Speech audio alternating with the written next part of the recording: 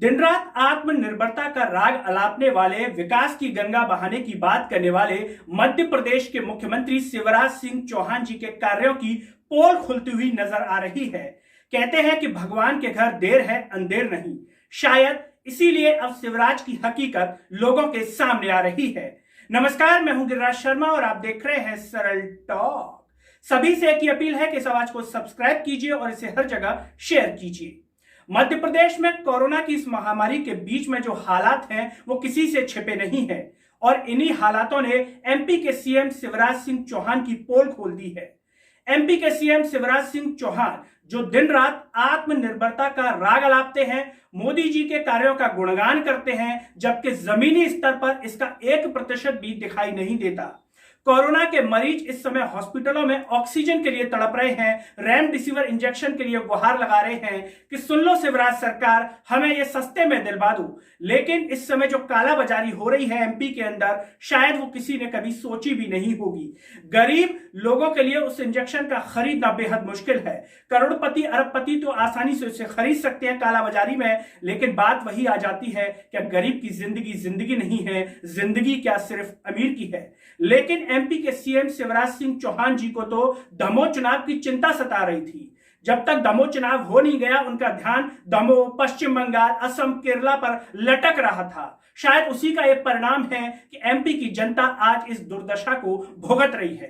केवल एमपी के सीएम शिवराज सिंह चौहान ही नहीं, देश के प्रधानमंत्री नरेंद्र मोदी जो जनता के हितैषी बनते हैं, उन तक ने इस तरीके के उदाहरण समाज में पेश किए, देश में पेश किए हैं, शायद जिससे हर किसी की नजर झुक जाए। खुलेआम बिना मास्क के रैलियां करते हुए नजर आ रहे हैं, लोग लाशों के ढेर में बदल रहे हैं, लेकिन देश के प्रधानमंत्री नरेंद्र मोदी और एमपी के मुख्यमंत्री शिवराज सिंह चौहान को तो कोई चिंता ही नहीं है। इंदौर जो कि स्वच्छता की नगरी कहा जाता है, उस इंदौर में लोग किस तरीके से कब्रिस्तानों में लाइन लगा करके बैठे हैं कि अब हमारा नंबर आएगा, ये शायद कभी उन्होंने सोचा भी नहीं होगा। मध्य प्रदेश की राजधानी भोपाल, जहां पर खुद मुख्यमंत्री शिवराज सिंह चौहान रहते हैं, वहां पर रेमडेसिविर इंजेक्शन की चोरी हो जाना शिवराज के ऊपर कई सवाल खड़े कर रहा है कि आखिर शिवराज के होते हुए उस नगरी में ऐसा हो कैसे गया। तो सोचिए अन्य जिलों के क्या हालात होंगे। अखबारों में आप खबर पढ़ रहे हैं लोगों की मौत का मंजर, ऑक्सीजन की वजह से कई लोगों की जान चली गई, शहडोल में कई लोगों की जान चली गई, लेकिन स्वास्थ्य मंत्री कह रहे हैं कि ऑक्सीजन की वजह से जान नहीं गई। पता नहीं स्वास्थ्य मंत्री के अनुसार किस वजह से जान गई। स्वास्थ्य मंत्री का ध्यान तो खुद दमोह चुनाव पर लटका हुआ था, अब दिखा रहे हैं जनता का हितैषीपन।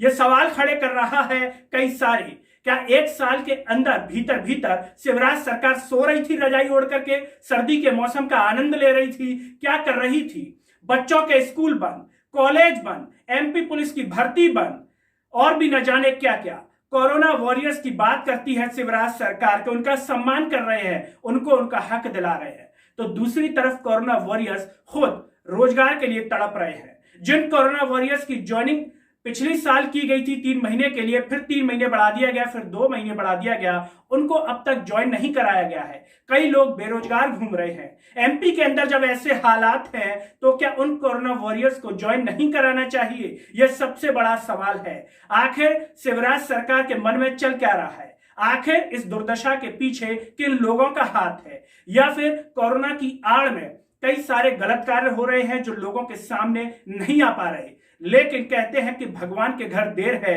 अंधेर नहीं। देर में ही सही, लेकिन लोगों के सामने सच्चाई जरूर आएगी। लेकिन ये कई सवाल खड़े कर रहा है कि आपको इसीलिए चुना गया था कि आप एमपी में शिव का राज नहीं बल्कि सबका राज बना दें।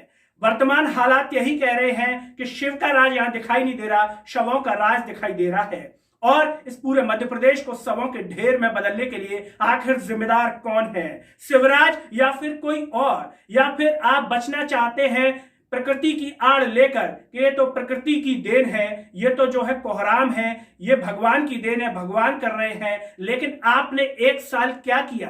क्या 1 साल आप सोते रहे? इस बात का जवाब कौन देगा? जब चुनाव करवा सकते हैं तो आप परीक्षाएं क्यों नहीं करवा सकते पूरी सुरक्षा के साथ, जिससे लोगों को रोजगार मिले, एमपी पुलिस वालों को भर्तियां मिले, एमपी पीएससी वालों को समय पर ज्वाइनिंग मिले? यह क्या अमेरिका से आकर के वहां के राष्ट्रपति देंगे या फिर आप देंगे? और ये कोरोना अगर इसी तरीके से कई साल चलता रहा तो क्या आप इनकी भर्ती परीक्षाएं नहीं करवाएंगे, इनको रोजगार नहीं देंगे, कोरोना की आड़ में क्या अपने निकम्मेपन को बचाते रहेंगे? ये जवाब शिवराज सरकार को देने चाहिए या फिर अपना मुंह छिपा के बैठ जाना चाहिए, क्योंकि हकीकत यही है कि जनता ने आपको इसलिए नहीं चुना था कि आप रजाई में सोते रहे और हवाला देते रहे तरह तरह की बातों का। जनता ने इसलिए नहीं चुना था कि वो रेमडेसिविर 20-20 हजार में खरीदे और कब्रिस्तानों में और शमशानों में लाइन में खड़ी हो जाए। जनता ने तो आपको इसलिए चुना था कि मध्य प्रदेश में आप हकीकत में विकास की गंगा बहा चुके हैं, लेकिन आप ये मध्य प्रदेश का जो हाल कर रहे हैं वो बेहद शर्मिंदगी भरा है। इंसानियत भी शर्मा जाए, लेकिन शायद इस देश के नेता इतने बेशर्म हो गए हैं कि इन्हें किसी भी प्रकार की कोई शर्म नहीं आती। खुलेआम बिना मास्क के पश्चिम बंगाल, असम, केरला और दमोह में रैलियां करते रहे और अब दिखा रहे हैं कि हम कितने जनहितैषी हैं। दोस्तों, मेरे साथ इस वीडियो में फिलहाल इतना ही। कमेंट में अपनी राय जरूर दें और चलते चलते सभी से एक अपील है कि इस आवाज को सब्सक्राइब कीजिए और इसे हर जगह शेयर कीजिए। अगले वीडियो में आपसे फिर होगी मुलाकात, तब तक के लिए मुझे दीजिए इजाजत। नमस्कार।